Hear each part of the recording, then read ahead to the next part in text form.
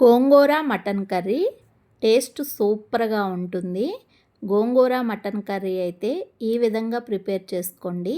ముందుగా ఆయిల్ వేసుకుని కొంచెం జీలకర్ర వేసుకుని తరిగిన 2 పెద్ద ఉల్లిపాయ ముక్కల్ని 4 పచ్చిమిర్చి ముక్కల్ని వేసుకుని పసుపు సాల్టు వేసుకుని ఫ్రై చేసుకోవాలి. దంచిన అల్లం వెల్లుల్లి పేస్ట్ను కూడా వేసుకుని 2 టమాటాలని పేస్ట్ చేసుకున్న వాటిని వేసుకుని ఆయిల్లో ఫ్రై చేసుకోవాలి. కూరకు సరిపడినంత కారంనైతే యాడ్ చేసుకోవాలి. గరం మసాలా ధనియాలు, చెక్క, లవంగం, గసాలు, ఎండు కొబ్బరి మెత్తగా పొడి చేసుకుని ఈ గరం మసాలా పౌడర్ని అయితే యాడ్ చేసుకోవాలి. కూరకు చాలా టేస్ట్ వస్తుంది. ఈ విధంగా ఫ్రై చేసుకున్నాక నేనైతే మటన్ని ముందుగా పసుపు ఉప్పేసి కొంచెం ఉడికించుకున్నాను. ఆ మటన్ అయితే యాడ్ చేసుకుంటున్నాను. ఏం లేదండి, సండే మటన్ తీసుకొచ్చారు. దానిలో కొంచెం మటన్ని ఇలా ఉడికించి ఆయిల్ వేసుకుని ఉంచుకున్నాను. ఆ మటన్ ఇప్పుడు గోంగూర మటన్ కర్రీ అయితే ప్రిపేర్ చేస్తున్నా.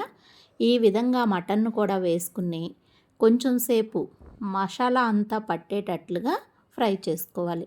కూరకు సరిపడినంత హాట్ వాటర్ని అయితే పోసుకుని మనమైతే ముదురు మాంసం అయితేనేమో 8 నుంచి 10 విజిల్స్, లేత మాంసం అయితే ఒక 6 విజిల్స్ వచ్చేటట్లుగా అయితే ప్రెషర్ కుక్కర్లో పెట్టుకోవాలి.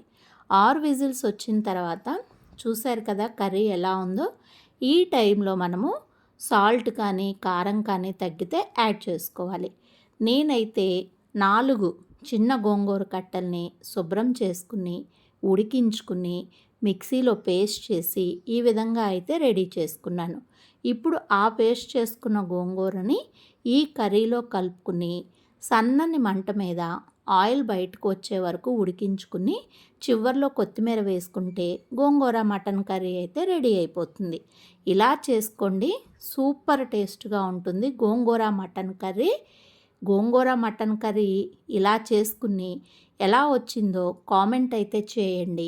అలాగే మన లీలా భాను ఛానల్ చూస్తున్న మిత్రులందరూ కూడా సబ్స్క్రైబ్ చేసుకుని లైక్ చేస్తారని కోరుకుంటూ బాయ్ బాయ్.